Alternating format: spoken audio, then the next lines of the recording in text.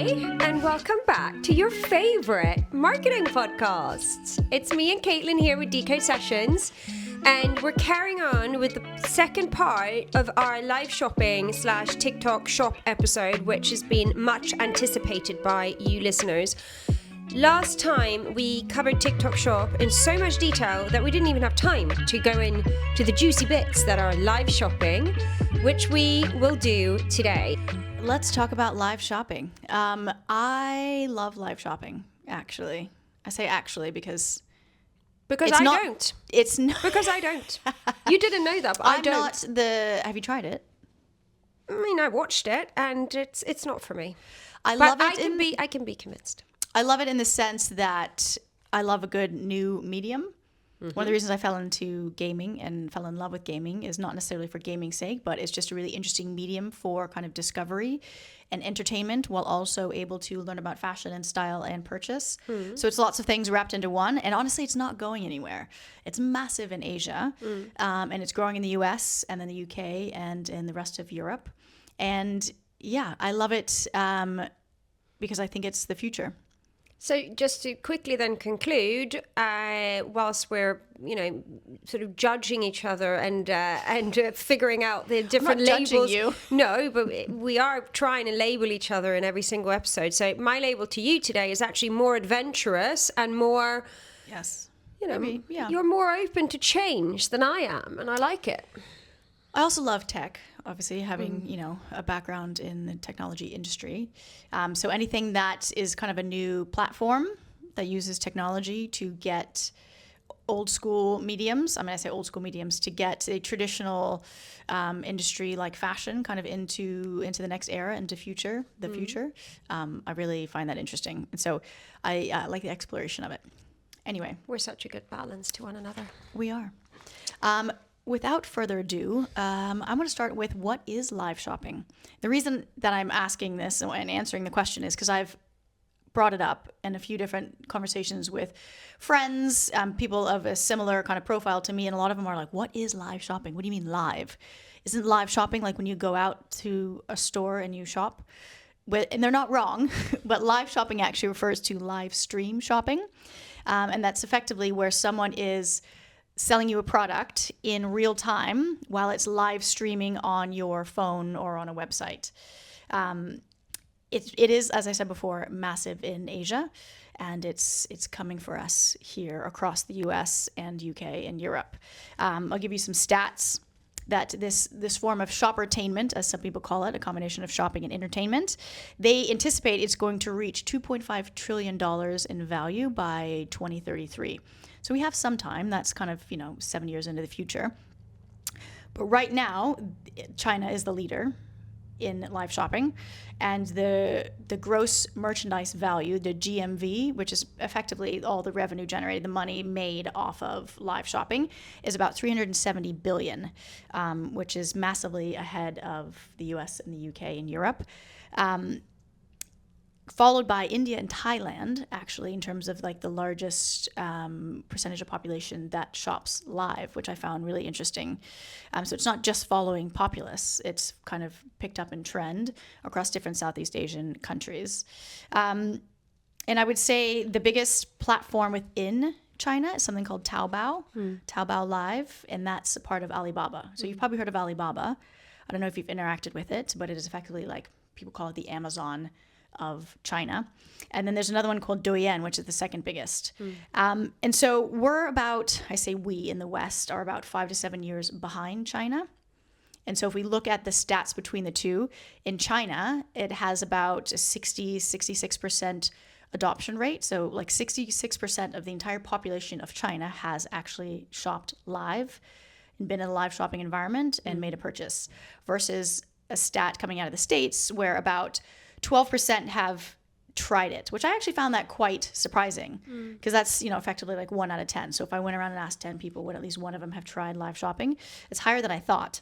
It's obviously been around this part of the world for quite some time. Yes.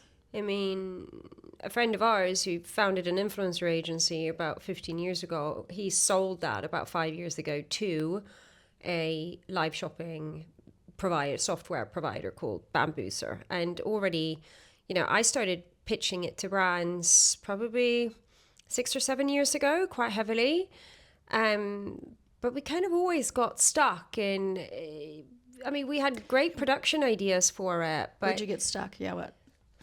I think we got stuck with brands wrapping their heads around, you know, why they would need to do it and who the audience would be and why they would need to add that additional channel onto what they were already doing. And it's, I mean, I saw it quite a bit in beauty, and I know that some fashion brands were innovative and fast with it, but I didn't really see it go that far. I obviously know that Amazon has their own program for it where, you know, they have their, I can't remember specifically what they call them, but they have like their influencer pool that are their, you know, sellers, and they have their own channels and they perform really well. And like that's you'd call them influencers, but they are purely like Amazon live influencers, and they will kind of do the QVC thing and stand in a room and sell stuff, right? Yes. I mean, they are their own kind of breed of influencer. And I think that's another interesting part, is that people, just because you're an influencer on social media doesn't mean you're good at live selling. And so I think you're going to have this whole new wave of seller influencers. You need to be a presenter. Coming up. I mean, you have to speak well, you have to be engaging, you have to be enthusiastic. I mean, and I think, like, you know, if you go into a shop and there's always, you know, that shop that has that like one sales assistant who's just really great and knows what they're talking about and is always engaged with you and enthusiastic about the product. Like, that's the person that you want in your live selling situation. I think in all honesty, I think where we got stuck a little bit as well was because this is back in the day when I worked at Condé Nast, and I was trying to do this through Vogue as a Vogue sponsored live shopping thing for clients. And I think where we probably got stuck was from a tech perspective at Vogue, because the integration of, you know, the player that the software providers would, you know, provide didn't always fit within, you know, the infrastructure of tech that, you know, we had with our systems at Condé Nast. So I think it was mainly also from a tech perspective, because the cost isn't that high. Like, that's what I remember Bamboozer's package was, that, you know, you would help a client by, you know, sending them all the equipment that they needed and give them a brief, and they kind of list exactly what they needed to do in terms of filming it and how they needed to do it, so that a client could do it in a fairly cost efficient way and then like upload it through their software. Yeah, I mean, in the States, I think perhaps you guys were almost a bit too ahead of your time. Maybe. Just because the technology hadn't developed. It's interesting when you look at like QVC and HSN, which is the Home Shopping Network. QVC is a little larger than HSN. They've been around since the 80s, and it's the same concept. It's someone kind of enthusiastically selling a product that they're knowledgeable about, and it gives the user, the consumer, the ability to ask questions in real time. It used to be they would call in, you'd have like a caller call in, and now you're kind of putting it into kind of the chat box, and you're seeing other people ask the same questions, and then you can actually, without leaving the experience, you can click and purchase, you know, at that point in time. And so whether it's a one-off, if it's like a recycled, pre-loved, you know, item, it can happen instantaneously as well. Or if it's like Amazon Live, where they actually list the product below, and there's, you know, a whole inventory of those same products.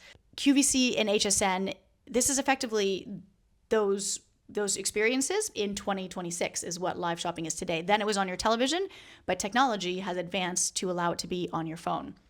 And so I think the concept has always been around, but the technology has made it more accessible. And I think the behavior behind live shopping is what I find really fascinating. You don't go to a live shopping experience to find something quite specific. Like if you're like, I want like a black going out top for a friend's birthday in 2 weeks, I'm going to go on to live shopping. No, you go on because you don't know what you're going to find. To get inspired. You can't be that specific. Yeah, maybe you go on to, you know, a live shopper or a boutique that has their sales assistant who's sitting in front of their setup in their store, and she's, you know, telling everyone, showing everyone what they got in for the new season. You can get as niche as that, or a lot of these live shopping platforms like eBay does it, and I've, you know, been in conversations with a few of these different platforms myself and had conversations with them around perhaps you should try to narrow in on stylistically what the person is selling. So you can, like you said before, when you're talking about TikTok Shop and finding your identity, you know, are you gorpcore? Are you grunge? You know, are you a little more boho? Maybe you can go to sellers or boutiques or certain, I would say, areas of a platform that you know you can find your style. But you don't, otherwise you kind of go on for entertainment purposes. You know, you stumble upon it on TikTok Shop, you know, as you're scrolling and you're like, what is that person doing? Is it live? Oh, it says live streaming. What are they trying to sell?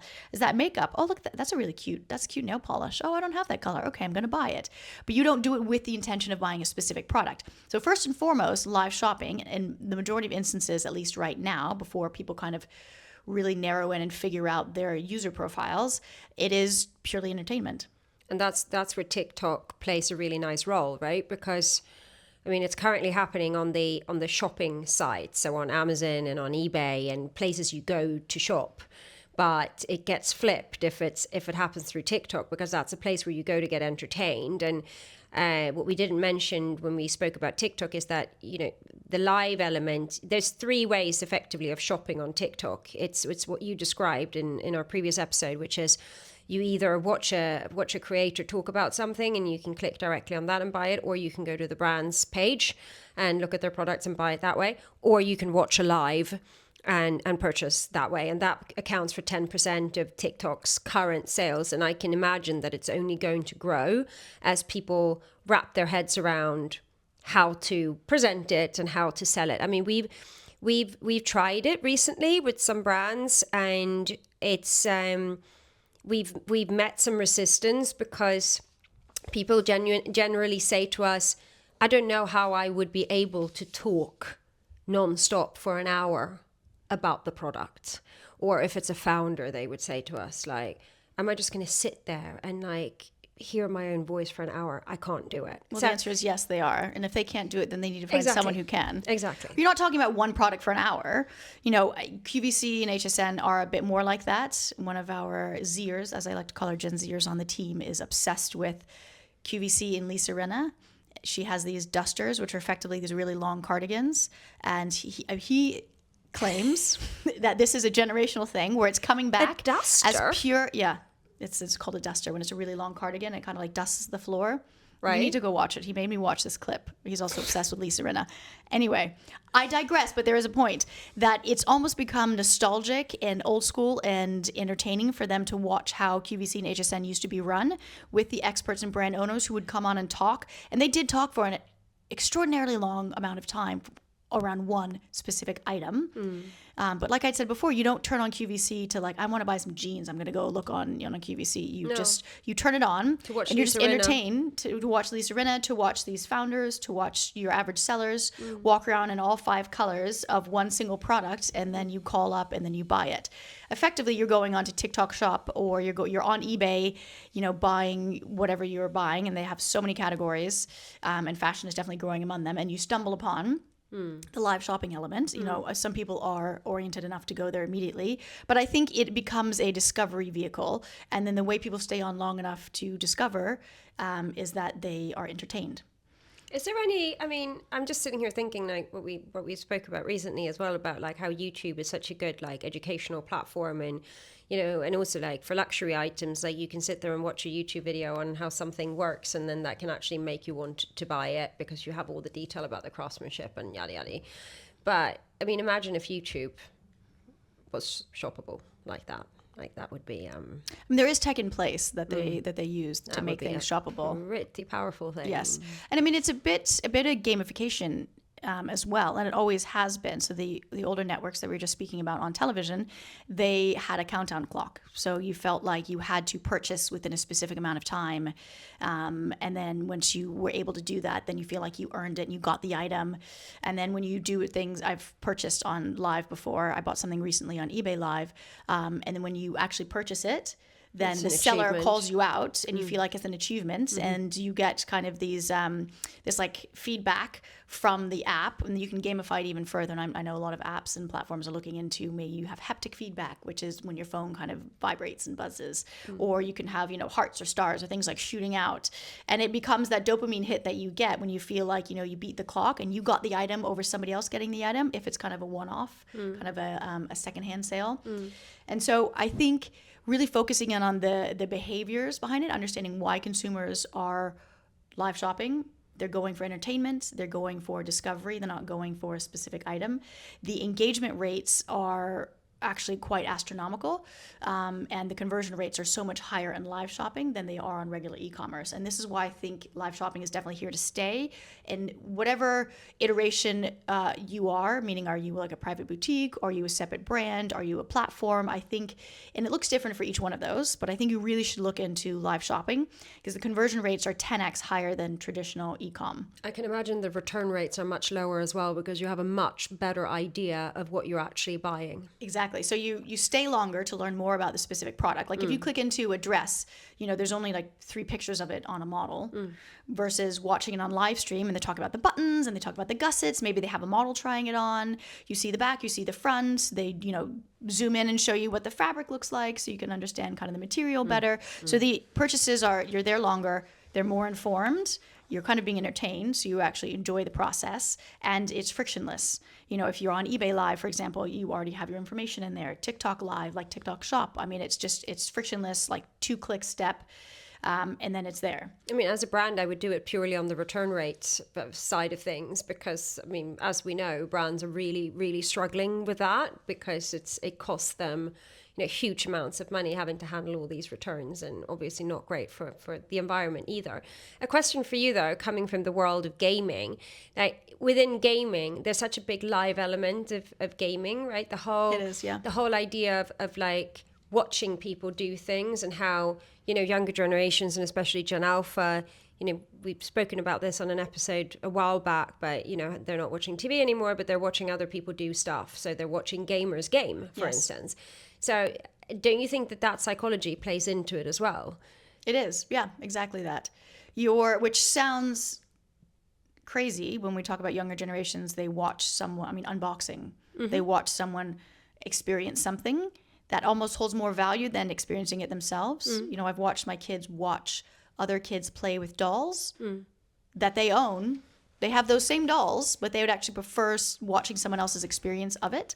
And so this is almost like watching someone else's experience of a product. Or a haul, how they were huge, like back in the day when like social started and kind of like it was probably like the start of some sort of social commerce, but you weren't able to shop it, but you kind of watch someone pull things out of a bag or what they've been sent or what they've purchased and being able to purchase it straight away. Like it's a simple mechanic. It doesn't have, I don't think the creative for live shopping has to be very complicated. No, and it's not. It can be really, really simple. And if you have a good model for creating it, and especially if you are a brand and if you're a big enough brand where you have big offices and you can dedicate a studio to it, it's literally just having a fleet of people who are good at speaking about the product and maybe even getting people to come into the room, like the designer talking about the inspiration behind the collection. Like I'm just taking M&M as an example here in London. Their offices are next to ours. They've got huge offices. They have enough space to be able to do something like this. And, I've been to their studio. It's brilliant. And they do their own shoots in that studio. Imagine if they have a similar space for live shopping and all the people that are involved in the brand are within that building and can come in as guests and, comment on. It gives you, what we spoke about with Everlane the other day and how you told us about how it was built on kind of transparency and that was based on costs, right? But you can bring transparency into this in a way as well, where you can live talk about the origin of the product, well, the materials, like how it was sourced, like tapping into that whole interest with younger generations of understanding how something is being produced. What do your factories look like? What are their conditions like? The production manager can become a star of this show by coming in and talking about the relationship with the Chinese factories and like how that, do you see what I mean? It's almost like having BTS, like behind the scenes.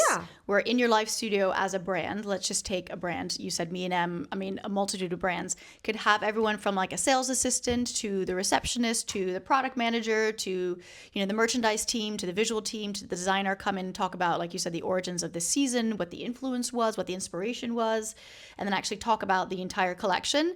And then I would feel as though I have a much clearer picture of not only what it looks like, but what it feels like and how it fits, and I have a better connectivity to it and connection to it than I would if I had seen like an ad from M&M in a Vogue magazine, or if I like walk by the store and see something in the window. But also the connectivity to the brand, because that's what so many people are looking for now. They're looking for the storytelling. They're looking for the kind of the story. Like, they want to look under the bonnet of the brand. And that's why, you know, social series like The Intern at whatever company or whatever magazine has had such success on social, because people want to hear from everyone and they want to see how things work. It's like that combined with shopping. Yeah, and I mean, real time. We often talk about, you know, creating little branded series for brands, like how that should be their next kind of advertising move.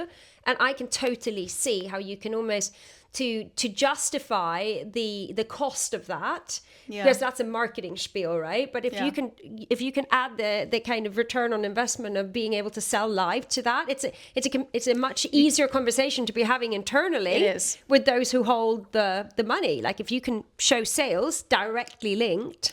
So I would say that bit is almost the easy bit, you know, setting something up in a studio, having people who already work for your brand, who already are passionate about it. They're already really knowledgeable about everything that we just talked about, you know, from where it's made to what the inspiration was. I would say not the tricky part, but the part that you really have to think about and figure out is, where are you reaching this audience? Yeah. And so, you know, what is your traffic like on your own brand website? Yeah. And if people are going to come there, are they just going to stumble upon a live stream? And you can't live stream, you know, 24 hours a day, 7 days a week. Nope. So then you have to be particular about, are you going to partner with a platform that does great live streaming and create your own, effectively like a shop and shop?